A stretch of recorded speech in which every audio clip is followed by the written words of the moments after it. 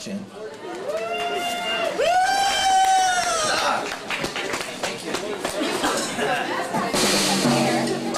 And you keep doing that? You do that every time?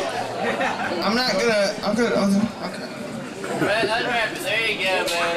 Alright. Thanks, you look sexy. Thank you. That's Janet. Or what was your name, Marsha? Okay. Alright, so I'm Kevin, and it's all downhill from here. And no one's paying attention to me, so I can say anything I want. So anyway, you know, it's pretty hard. It's pretty hard to meet women, but I figure musicians meet a lot of women.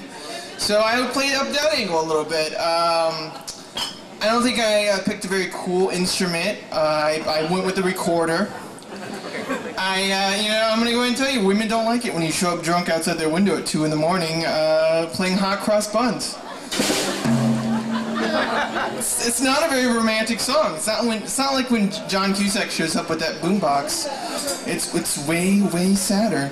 Hot cross buns. And then I switched to the ocarina, and this horse just showed up. My friend Greg wrote that. He wants a psychological validation for that. I don't remember that. Okay. And so, you know, I find animals are very interesting. I watch the Discovery Channel a lot, like every stoner. And I figure, you know, the biggest difference between whales and sharks is that with a whale, you could literally just live in there for years. And they not only would they not care, but they wouldn't notice, okay? But with a shark, you know, it's a little bit different. With a whale, you could get in there, you could get all the furniture feng shui the way you want. You could put the carpet down, you could look really, really good. With a shark, it's like, fuck you, I'm a shark. Why? You're not gonna live in me. Also, whales are a lot bigger than sharks. Yeah, like that. You know, I'm already gonna have to look in here because I already forgot what the fuck I was gonna say. I know, it's really quick for that, right? So, figure every 8-year-old has a cell phone. When I was 8, I didn't even have 2 cans with a string.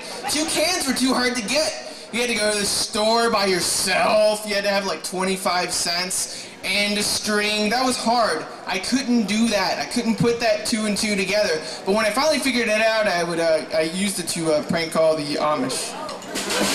I figured they wouldn't hear me. The Amish, you know, no, you've never heard someone say, fuck the Amish, right? The Amish are pretty likable. They have beards, they hang out. You'd be like, fuck you, my dad was an electrician. Can you do that one more time? Thank you. So, I'm very unlucky with technology. It breaks on me a lot. It doesn't work for me. So I figure if John Connor wanted to come back, he'd just get me. We'll go back, I'll hang out, I'll download a bunch of viruses on the fucking computer. All the robots would just kill themselves. The whole revolution would happen. Forget that shit, you know? A really big fear of mine is that when you do a lot of weird shit all the time, everyone thinks everything you do is a hilarious bit. Like what I'm doing now. It seems like a hilarious bit and someone's making chicken noises back there. Okay. And then that happened. So my worst fear is that I'm gonna get hit. I'm gonna get struck by a vehicle. I'm gonna get hit by a car, and I will only be surrounded by people that know me, and no one is gonna help me. I'm just gonna be crawling around, bleeding to death, kind of like I am now, and everyone's just gonna be like, "Oh, it's Kevin. He's playing around. This is fucking funny, right? It's a bit, right? This is a bit, and I'm gonna bleed to death and die. That's really more sad than it's funny." If you have a beard, it's very confusing if you have an evil twin. Because it would seem like, psychologically there's a lot of things going on there. You would have to wonder, am I the evil twin? Is it me? Because I have the beard. And there's this other guy out there that looks like me, and he's clean shaven, and he's working at soup kitchens, and he's saving kittens. So maybe where'd you go? So I'm up here by myself now? What the fuck? Fuck you. I'm just kidding, you're terrific, I love you. When I'm the passenger in a car, I like to play a game called Don't Look at Me. Okay? When other cars are driving, what else am I gonna look at? What I am the passenger. I am not gonna look at anything else. If you're driving, don't look at me. You're gonna kill people. You're a fucking asshole. Don't look at me and don't look at me for so long that we make eye contact and you know what color eyes I have. That's weird. Don't do that. I've probably caused 20, 25 semi-major car accidents. But that's their fault, okay? That's their fault. So, I already told that joke. So, a lot of people fall asleep to movies, and I do too. I'm no different. I'm a person. I don't like movies. You don't like movies? No. No? They're too long? Too complicated? Can't follow the plot? What? What? No attention span. You have no attention span? So, I like to fall asleep to movies. You ever fall asleep? I fall asleep sometimes while watching porn. And my worst fear, my second worst fear, I have two worst fears. Fuck you, I don't care. I have two worst fears. My other worst fear is I'm really worried about the day when I no longer find regular porn interesting. What am I gonna have to be into just to get a boner? That's a concern of mine because I'm not like you guys. So clearly I'm not. So it's more important to me that a chick actually just shows up. That's all she has to do, because I feel like none of my friends believe me anymore when I say, hey, you got a hot date, this chick's gonna go out with me. I feel like none of them actually believe me anymore, because when they don't show up, it really seems like I just made her up.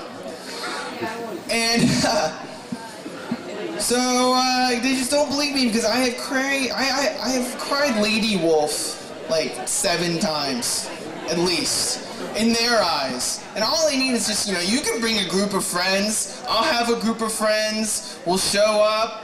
You don't even have to talk to me, just walk by me, maybe take a picture, I can put it on Facebook, and be like, hey, I had a hot date with this lady person, but no one believes me. Greg doesn't believe me. Every time I try and tell Greg, he doesn't believe me. He's not listening. It's a lot easier when you're in a band to practice. You plug in a guitar, you play at home. It's a lot harder to practice when you're trying to practice being a comedian, because I don't know what I'm gonna do. I had to go find a brick wall. I had to stand in front of it. I had to bust in drunk people from other towns. I had to create observational things to talk about. I was like, hey, where are you from? What's going on? What do you like? It was really weird, and they were all in my house, and they just hung out, and they wouldn't leave. I really didn't know what to do. So normally I just call Greg, and I go, is this funny? And he's usually like, I don't know, don't ask me these things. I'm just imagining that no one's even looking at me, so I'm just gonna say whatever I want, so it doesn't even matter.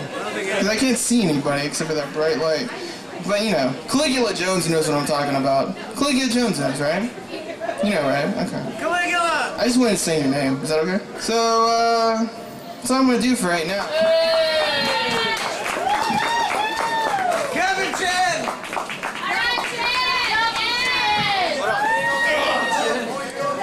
Double chin, that was good. Everybody, double chin. Kevin Chin. That was a good one. Kevin didn't tell my favorite joke of his about playing video games and thinking you're really good, playing by yourself, and then I'm gonna do more material all of a sudden, you yell at me while I'm trying to tell your joke. You're gonna do more later. He's gonna do more later after the show. Tell it. I have like 15 jokes. Don't tell all.